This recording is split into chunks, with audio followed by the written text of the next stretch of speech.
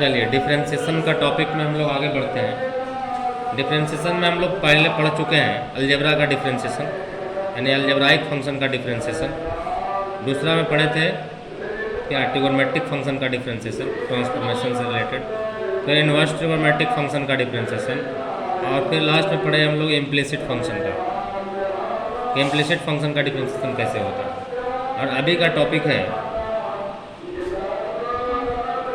Logarithmic and exponential.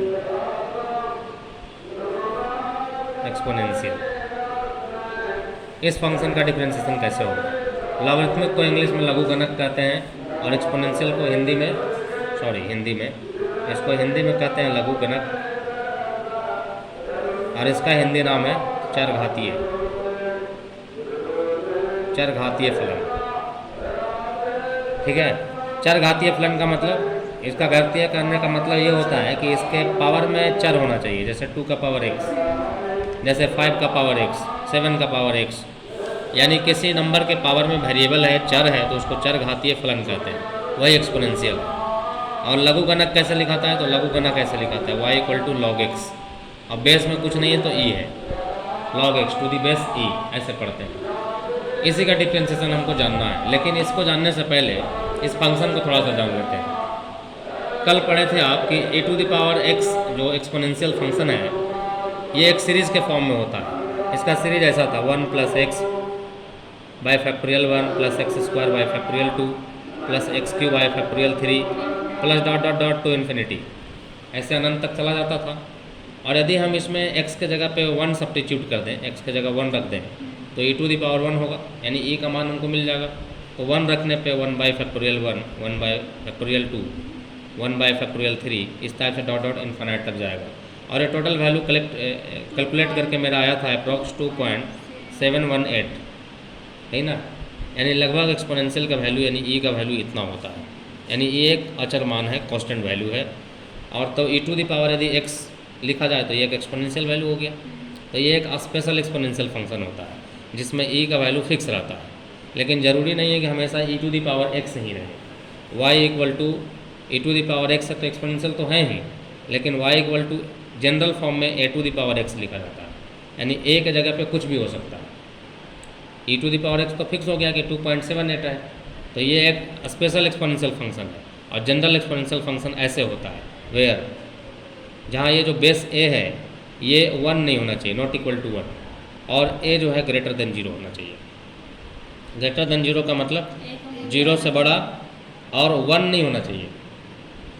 तो फिर क्या होगा, तो देखिए जैसे हम लोग नंबर लाइन पे ले, तो बोल रहा है कि 0 से बड़ा होगा, यानी इधर होगा, लेकिन इधर ही तो कहीं बनाएगा। तो ये बोल रहा है कि 1 नहीं होना चाहिए, 0 से बड़ा होना चाहिए लेकिन 1 नहीं होना चाहिए, और 0 भी नहीं होना चाहिए, यानी कि ये सब होगा 0 से 1, फिर 1 छोड़ देना है, फिर 1 से इन्फिनिटी तक, यानी कि 2 तरह का केस बनेगा।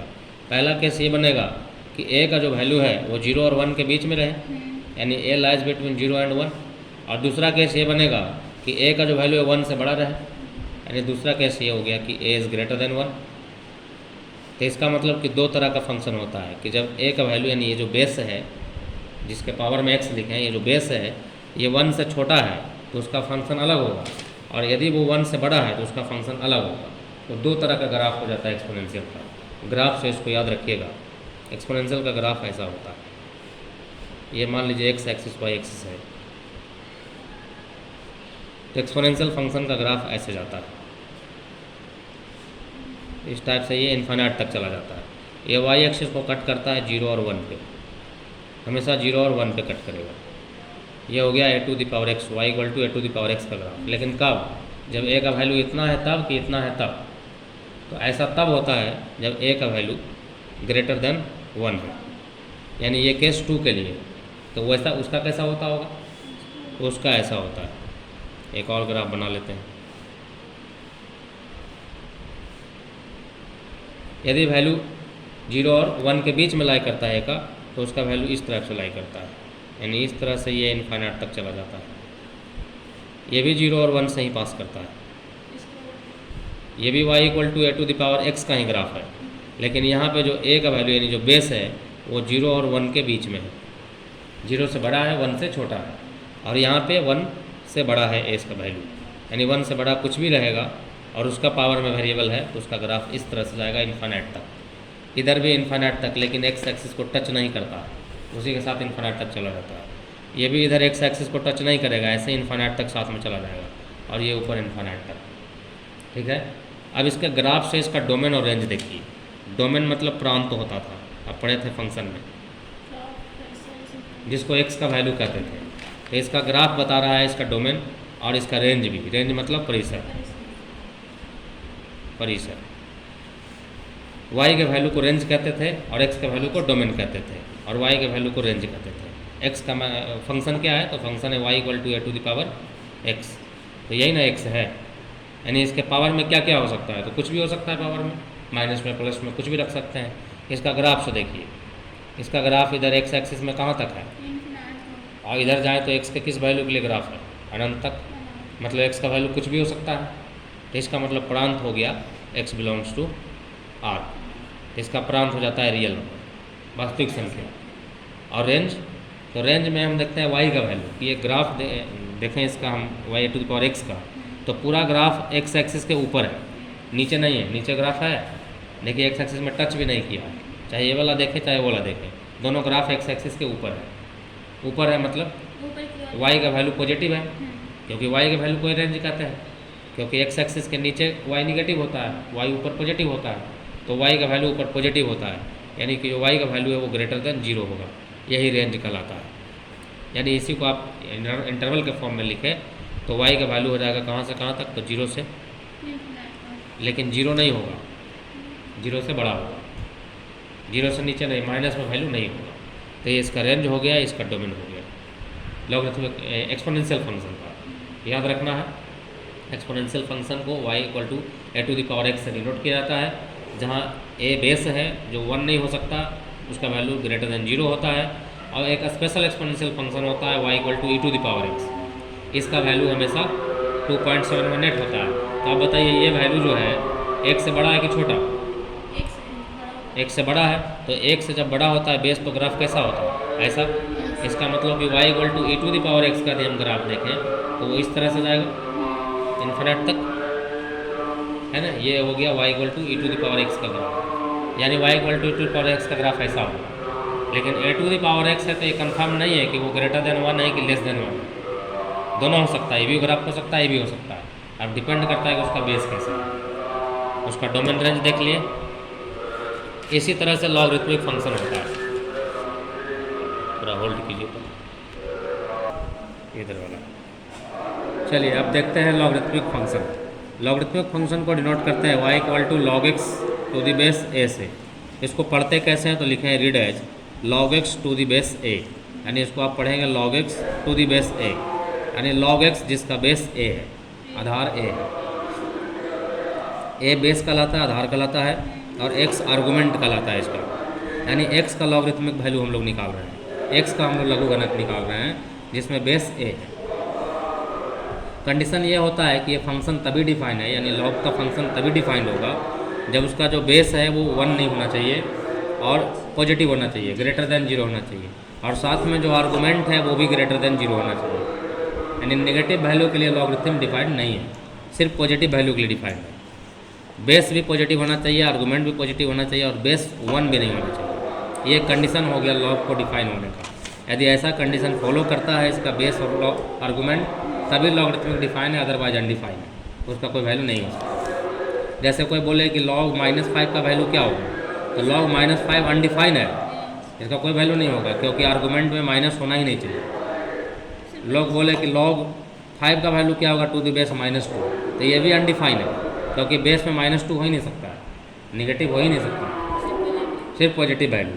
तो ये कंडीशन फुलफिल करेगा तब log डिफाइंड है। अब हम इसका ग्राफ देखते हैं कि इस फंक्शन का ग्राफ कैसा बनता होगा।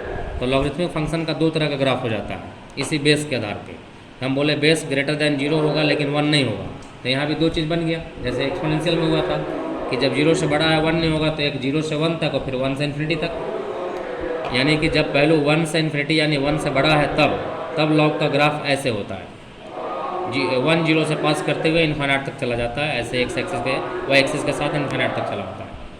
लेकिन यही वैल्यू यदि 1 से स्मॉलर है, 0 से ग्रेटर है, 1 से स्मॉलर और 0 से ग्रेटर है, तो उसका ग्राफ ऊपर से नीचे की तरफ आता है, उसी 1 0 से पास करता है, यानी एक्स एक्सिस को कट करता है।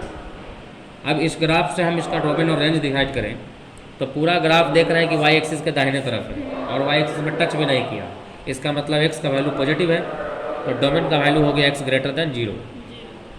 और वाई में हम ग्राफ देखें तो वाई में ग्राफ देखें ऊपर इन्फाइनाइट तक, नीचे इन्फाइनाइट तक, यानी वाई के हर वैल्यू के लिए ग्राफ मौजूद है, इसका मतलब वाई का वैल्यू रियल नंबर होगा, यानी रेंज इसका रियल नंबर कुछ भी हो सकता है। अब कुछ इंपॉर्टेंट फार्मूले हैं लॉगरिथम से रिलेटेड जो हमको डिफरेंशिएशन में यूज होगा, वो हम जान लें। 9th क्लास में यदि आप पढ़े होंगे तो कुछ याद होगा, नहीं तो फिर से देखिए। जैसे y = a⁴x लिखा हुआ है, एक्सपोनेंशियल है। एक्सपोनेंशियल और लॉगरिथमिक एक दूसरे का इन्वर्स होता है। ग्राफ से देखने में लग रहा होगा उसका ग्राफ ऐसे आ रहा था तो इसका ग्राफ ऐसे जा रहा है, एक दूसरे का इन्वर्स है। तो यदि इस फॉर्म में दिया एक्सपोनेंशियल फॉर्म में और इसको आप लॉग के फॉर्म में चेंज करना चाहें तो कैसे करेंगे? तो इसका तरीका ये होता है, मैं इधर बता देता हूँ। तो y = a⁴x दिया हुआ है, y = a⁴x, तो करते क्या है कि सेम बेस पर दोनों तरफ लॉग लगा देते हैं, यानी सेम बेस पर दोनों तरफ लॉग लेने पर, तो दोनों तरफ लॉग लगाते हैं तो इधर log y हो जाएगा। और सेम बेस लिखे हैं, मतलब बेस में क्या रहेगा, तो बेस सेम है, सेम मतलब e a b c d कुछ भी, तो बेस जब सेम आता है तो उसको लिखा नहीं जाता है, लिख भी सकते हैं। मान लीजिए e बेस पे ले लिए तो log e y, तो उसी तरह से log a⁴x इसको भी सेम बेस e पे ले लेंगे, ठीक है। अब इसका फार्मूला एक अभी हम लिखे हैं कि जो आर्गुमेंट के पावर में होता है वो मल्टीप्लाई में चला जाता है, तो x आ गया मल्टीप्लाई में, तो इधर बच गया log e⁴a, इस तरह से चेंज कर सकते हैं। और यदि हम सेम बेस, देखिए यहाँ पे बेस में a है तो हम यहाँ भी बेस में a ही लेंगे ताकि वो a से a कैंसिल हो जाए, ठीक है। तो यहाँ भी बेस में a ही लेंगे, यहाँ भी a ही लेंगे। अब एक फार्मूला होता है log का कि जो आर्गुमेंट में वही बेस में तो इसका वैल्यू 1 हो जाता है, यानी बेस और आर्गुमेंट सेम होता है तो लॉगरिथम का वैल्यू 1 देता है, तो ये वैल्यू 1 हो गया। तो क्या बचेगा, सिर्फ x, यानी x = log y⁴ a। तो देखिए इस तरह से चेंज हो गया, एक्सपोनेंशियल ऐसा था तो ऐसा हो गया, यानी y = a⁴x है तो हम x = क्या लिख सकते हैं, log y⁴ a। इन्वर्स करने का तरीका मालूम चल गया। यदि एक्सपोनेंशियल में दिया है log में बदलना है y = a⁴x को, तो हम लिखेंगे x = यानी इतना equal to log y⁴ a, यानी ये आ जाएगा बेस में, ये हो जाएगा log आर्गुमेंट में। दूसरा, यदि y = e⁴x है तो बस a के जगह पे e हो जाएगा, वही चीज़ है सेम। तीसरा फार्मूला है log x⁴m, यानी आर्गुमेंट के पावर में m है, यहाँ बेस कुछ भी नहीं लिखे हैं, तो कुछ नहीं लिखा रहता है तो e नॉन होता है, यानी log x ऐसे लिखा हुआ है तो आप समझ लीजिए कि log x⁴ e है, यानी कुछ नहीं है बेस में लिखा हुआ तो e है, नॉन हो जाता है। और कुछ लिखा हुआ है तो जो है वो रहेगा, ठीक है।